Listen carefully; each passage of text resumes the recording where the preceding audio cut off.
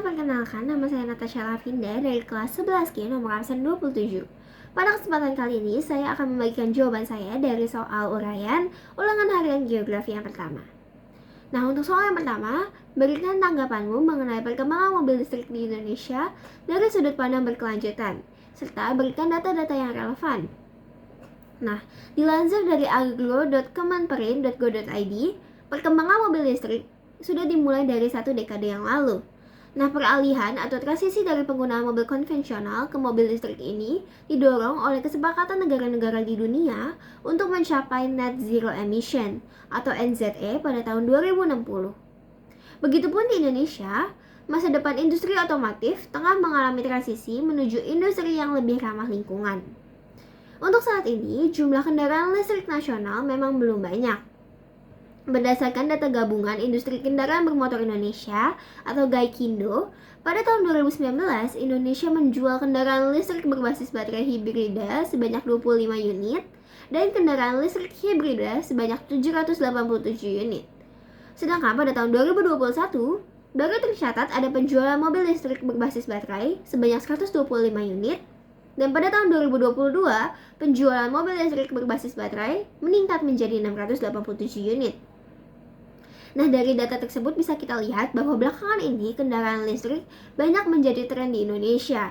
Beberapa alasannya sebenarnya karena banyak dampak positif yang dibawa dari kendaraan listrik ini.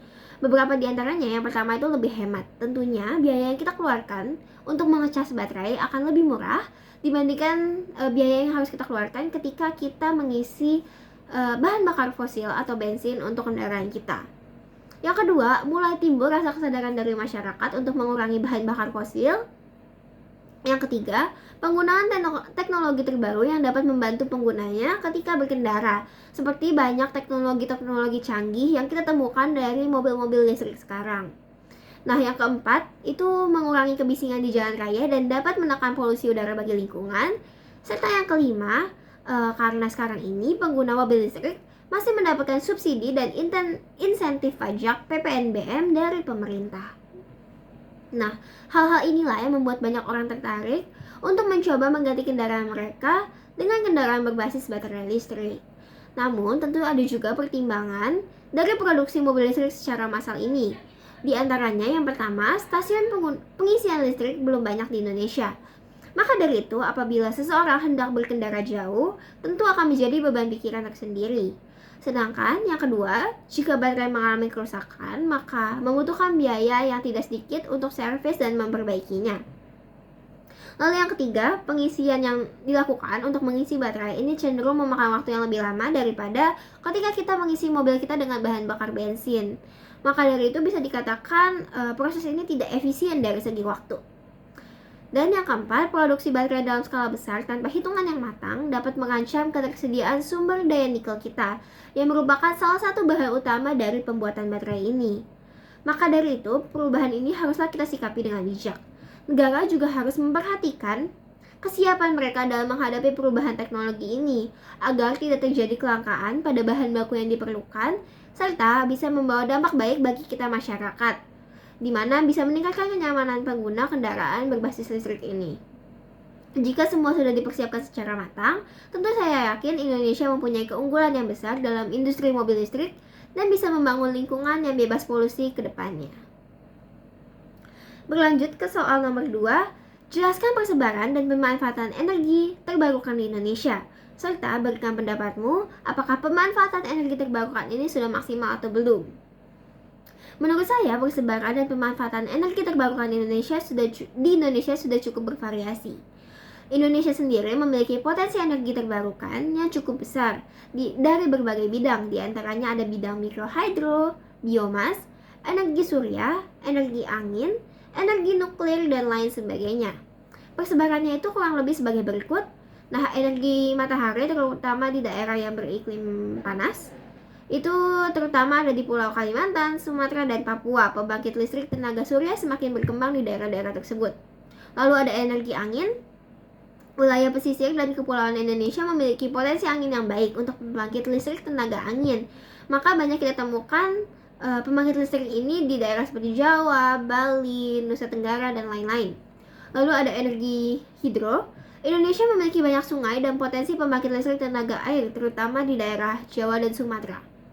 Lalu ada energi biomasa. Sumber daya biomasa seperti limbah pertanian dan kelapa sawit dapat digunakan untuk produksi bioenergi. Lalu ada energi ombak dan pasang surut.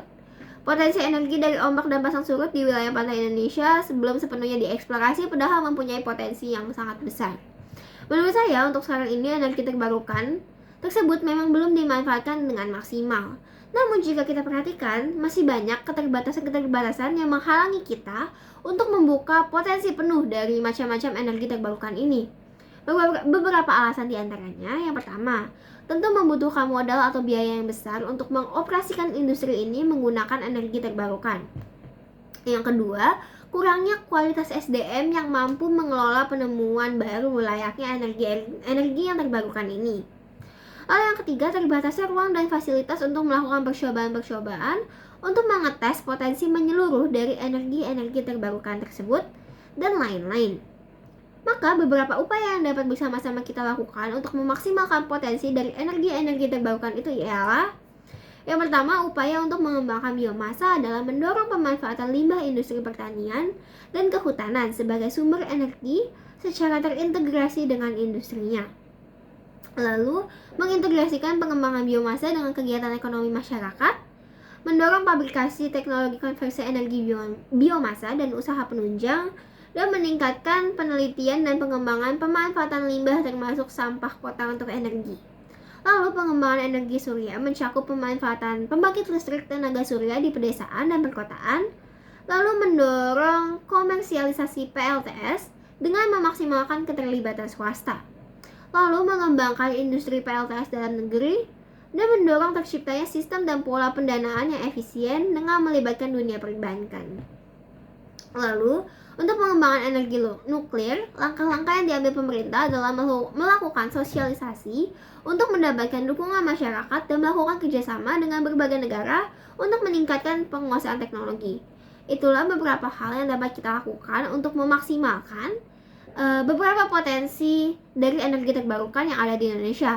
Tentu masih ada banyak hal lagi yang bisa kita lakukan, bahkan hal-hal sederhana yang bisa kita lakukan sebagai masyarakat dalam kehidupan kita sehari-hari untuk membantu memaksimalkan potensi dari energi terbarukan ini. Maka dari itu kita harus banyak-banyak explore dan belajar untuk membawa bumi kita, negara kita menjadi negara yang lebih maju dan bisa menjadi negara yang lebih bersih ke depannya. Nah, sekian dari jawaban saya. Semoga jawaban-jawaban yang saya sampaikan dapat dipahami dengan baik dan dapat bermanfaat bagi kita semua. Sekian dari saya, terima kasih.